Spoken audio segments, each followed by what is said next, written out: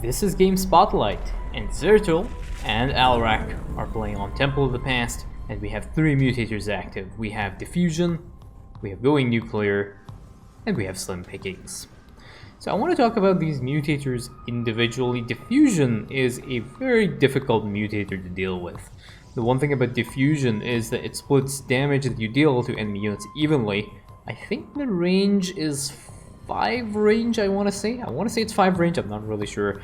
I'll put a little guard thing up on the top and let you know what the range of Diffusion is. But as a result of that, what happens is it becomes very difficult to snipe high priority targets from enemy attack waves. So, say there's a carrier in the attack wave, it's very difficult to just focus down that carrier and kill it off, because the damage that you deal will be spread among all the enemy units in the attack wave, and attack waves tend to clump up definitely within 5 range. So attack waves in general become a lot tankier, or they appear to be a lot tankier, and they feel a lot tankier. They're more difficult to deal with just as a result of having that mutator active. Now we have Going Nuclear, which is kind of annoying as well. The nukes are randomly deployed throughout the map, but it's not even random. It does tend to favor where your units are, and you can see here it doesn't deal damage to the temple, which is one good thing, otherwise these players would have probably already lost the game. So that's a good thing. It doesn't deal damage to the temple, but it does tend to favor areas where your units are present, and if they're not, it'll just pick somewhere random. And then lastly we have Slim Pickings, which requires a lot of attention from the player's behalf. So Slim Pickings will obviously reduce your mining rates here, so you have to complement your economy with these little random pickups that appear on the map. Now what I found about Slim Pickings is during the start of the game, you usually find Slim Pickings to be a benefit to your economy. Your economy seems to be a lot better off during the first 5 minutes of the game than it would be if you were mining normally.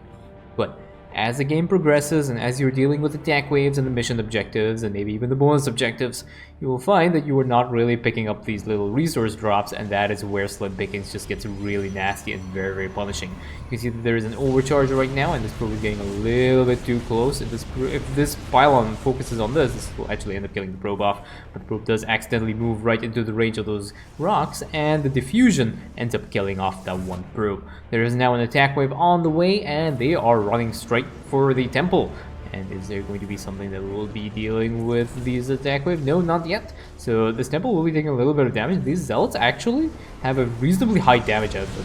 There's finally now a pylon coming down and an overcharge onto that pylon to draw aggro of these zealots. And you can see here the photon overcharge's shield, or the damage absorbed that is applied to the pylon, was actually very useful in keeping that pylon alive. See some more nukes here. There was another probe that died. I think that probe might have gotten killed off from a nuke somewhere.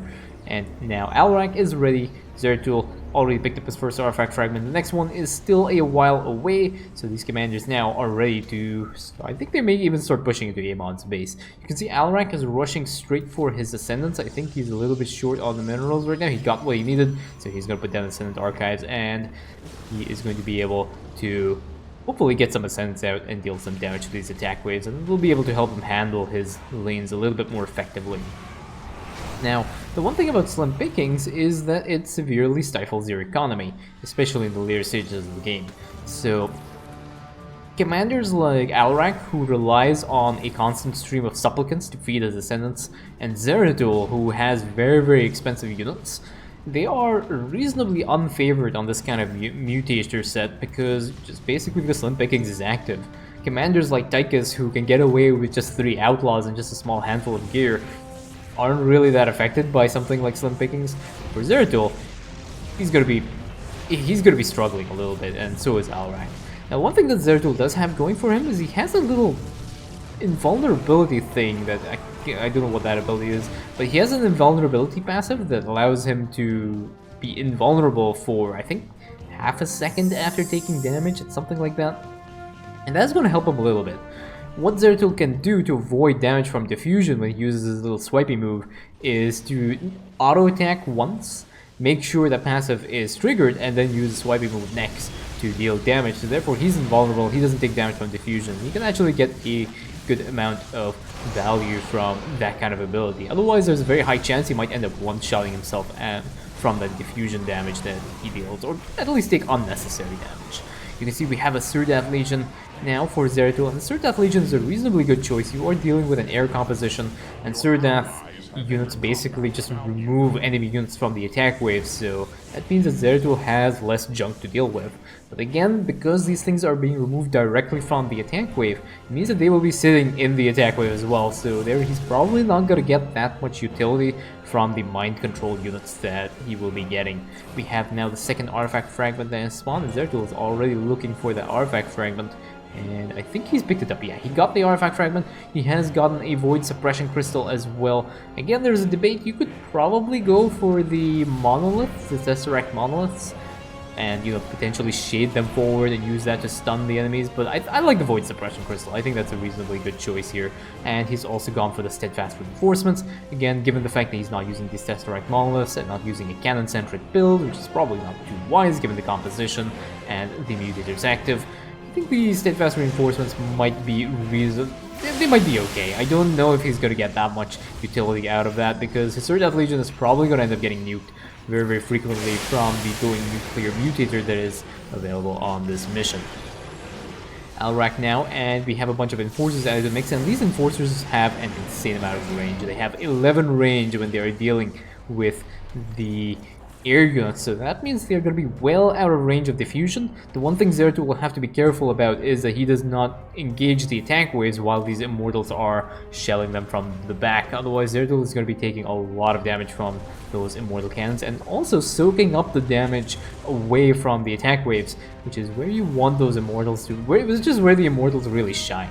So you have an air composition, you shell away at the air units, and you can actually deal damage to ground units just purely through diffusion as well. So there is a potential for a good amount of value to be gained from these immortals here. You can see Alrak and Zeratul just jumping forward, slowly picking it off. Very nice focus fire down as well from these immortals to clear the air composition. But remember, this was only one of the first set of waves that will be attacking both the lanes, and Zeratul's lane hasn't even opened up yet. His last artifact fragment is ready for pickup, and Zeratul should probably go picking that up as soon as possible, because that will allow these immortals to actually punt the air units back. He doesn't have his robo built, I don't think. Yeah, he doesn't have that robo build, so he's not going to be able to get those upgrades on his immortals just yet. He's going to need that as well to be able to handle these attack waves, because right now these immortals aren't really getting. They don't have any of their other passives. Their passives only unlock from the robo, so he's going to need to be able to build it. He's got to build that before he is able to do anything with that. We have now Alrak trying to deal with this next attack wave. He has a photon overcharge onto his extractor here just to be able to handle these hybrids, and Alrak is trying to push them back a little bit. Alrak should be fighting a little bit in the range of the photon overcharge so he can actually utilize the damage output. He's kept his ascendants back because obviously if you move your ascendants right now, especially when they're at their lower levels, they will get focus fired down by the attack wave. Amon will focus fire down your ascendants and he will try and kill them off. And a 1 stack power overwhelming ascendant doesn't really have that high of a damage output anyway. You can see already we have another Surdath Legion out here to try and handle this wave, and these Corsairs just turn around and melt that one scout that gets mind controlled. And these Corsairs dealing a little bit of damage to the temple, but these immortals are able to clean them up as well. 2,560 HP left on the temple. So far so good, but again, this is only the early stage of the game. This mission is going to get a lot more complicated as soon as you get higher tier attack waves, higher difficulty attack waves. Surdath Legion now just gets sent right into Amon's base here, just to deal a little bit more damage. Zeratul, I think, is looking for his artifact fragment. He's actually just going and picking up the slim pickings here. He needs to get his last artifact fragment. That is so important. And now Alrak is using his Ascendants out as well. Void Suppression Crystal down, slows down the attack wave so he gets even more damage out from the Ascendant Psionic Orbs. And there's a pullback also on these Ascendants to just move them out of the way of that going nuclear mutator and moving out of the range of that diffusion. And now we have another attack wave coming up. Now these Corsairs have their Disruption Web ability, so that gets a little bit more annoying, but again, to see the range of these Immortals doing, and they're able to do a lot of work here. A few more Psionic Orbs reach into the middle of that attack wave. Immortals do get pulled back, and now we have some more Psionic Orbs from these Ascendants. And Alrak will have to be very stingy with how he utilizes his Psionic Orbs. He does not want to just randomly rapid fire them because he does not have that constant stream of supplicants that he would normally have in a mission, just purely from that Slim Pickings Mutator. So he wants to try and be very careful and try and be as efficient as possible when he is using his Ascendant's Mind Blast and his Psionic Orb. So he's going to throw a few in, but again, he cannot afford to just randomly rapid fire them, as would be very convenient to do. We have a few more Immortals now, and some Mind Blast right on top of these Carriers. Carriers end up getting one shot by these Mind Blasts, and now Alarak will be moving forward with Zeratul. There's another nuke, and that is a zoning nuke from Amon, and both these commanders pull back out of the range of that nuke, and now we will start to focus fire down this one Void Thrasher. And again, you can see here Alarak just dropping a bunch of Mind Blasts right on top of that Void Thrasher. You don't really want that Void Thrasher to deal more damage than necessary onto this temple, because this is still the early stage of the game, and Amon's units will start to deal so much damage very quickly to the temple. So again, some zealots run into the temple. The temple is now at around 2,300 HP. Reasonably well handled, and now this overcharge has started to focus down these gas rocks, and this diffusion is going to end up killing some of these probes. Probes do end up getting pulled back, another one does end up getting caught out as well, and this is why diffusion can be really, really nasty. Now there's another this overcharge here will be able to handle a bit of this attack wave, and Alarak sees the gas rocks have been cleared, so he's like, okay, fine, I'll take my gas rocks. That's not a problem. And so far, I think it has been okay. Like, some shield guards have been lost. These are free scouts from Amon's army, so that doesn't really count. So I think, yeah, overall the unit losses are fine. So he will be charging forward. He has picked an avatar of form here, and honestly, I don't really like that. I think an avatar of essence would be a lot better here than an avatar of form. I think the avatar of form has its places on certain missions, especially the infested missions like that at night and on your evacuation. But I think an avatar of essence here would make life a lot easier for Zeratul, because he'd just be able to devolve the armies, and yeah, he might be getting more ground units than air units from the devolve ability, but at least he's simplifying the Amon's army a little bit and making it easier to handle. So I don't quite agree with the avatar of form choice here. We have Alarak now again. His ascendants are getting harassed by the Corsairs with their disruption webs, and they are preventing any of Zeratul's units also from attacking, but that attack wave has been cleaned up reasonably well, and now there's another storm onto Amon's army again from the avatar form, and now this nuke is going to end up hitting a good chunk of these units. I think Zeratul did lose, I think, 3 Immortals in that engage, which was somewhat unfortunate. Those Immortals are kind of expensive, and you don't really want to lose them, so that does end up stinging a little bit. And Alarak is just trying to pick up some more of those resources, trying to pick up as much as he can available. Usually what I do is, when I'm playing with slim pickings, I put some workers on patrol. Now, the safety zones on this mission are basically just over the bases, so you don't really have much area to maneuver when it comes to patrol. But I normally just have a bunch of probes just patrolling around the area here, and they do pay back their value in just having to move around and just picking up stuff. Temple is sitting at around 2,100 HP right now. Again, some damage has been dealt by the Void Thrashers, but it has been reasonably well handled by both these commanders. But again, this is just the mid stage of the mission. The hardest attack waves are yet to come, and now we have an attack wave moving from the central lane here. And Alarak and Zeratul, they are both in position and ready to engage this. Again, we have a bunch of Psionic Orbs here, combined with the Immortal punting back now. The Psionic Orbs are getting a lot of good value here, and a few more Psionic Orbs coming out as well. And that is basically going to be the front of the attack was cleared. Mind Blast just focused down all these hybrids, and these hybrids just end up getting melted by these Mind Blasts. And we have now some more Immortals as well, doing a lot of work for Zeratul. And yeah, reasonably okay. Like, 13 supplicants have gone down, and these ones were not basically sacrificed to the Ascendants, I don't believe. These are just killed by Amon. So a little bit, it does sting a little bit, especially when you're playing with slim pickings and you need these supplicants to recharge your Ascendants. You can see here that Alarak I don't think has very many supplicants available. Yeah, he doesn't have any supplicants in his army right now. He's warping in another bunch, and one of the things he has to be careful about is, if he doesn't have any supplicants in his army, his Ascendants will sometimes automatically eat a supplicant.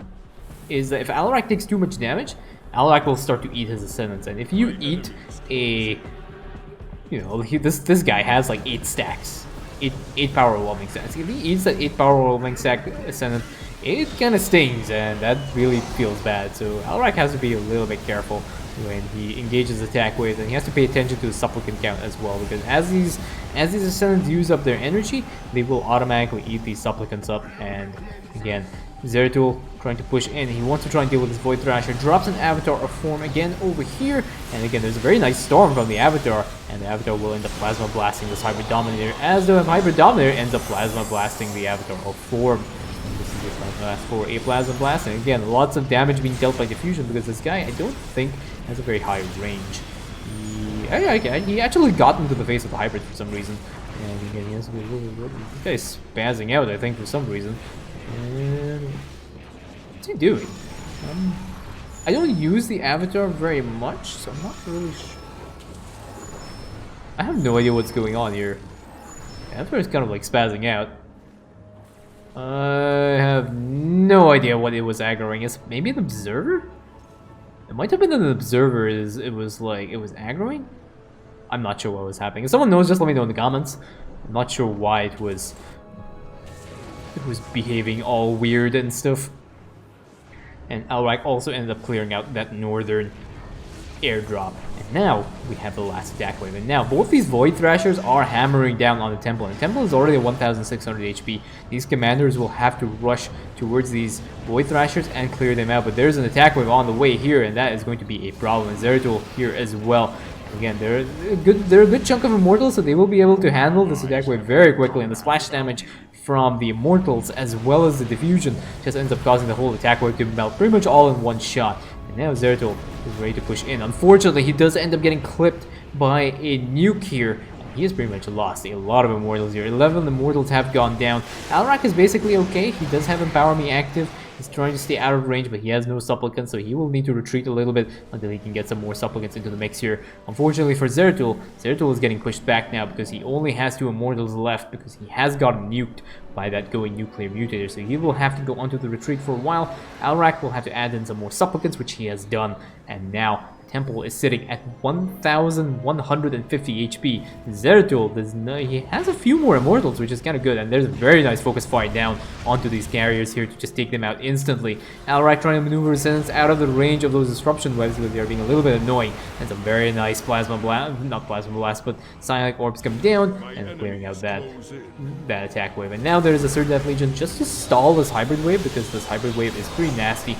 Focus down onto the Tuna Fish hybrids from these Immortals, and these Immortals will end up cleaning out the rest of these. The Surge Death Legion also ends up stealing a bunch of carriers here, removing those carriers from Amon's army, and now we have a triple overcharge. And just see how tanky that Hybrid Dominator is. It's just pretty much taking no damage, because the damage is getting split among everything in that area. I think a bunch of pros might have also gone down in the process.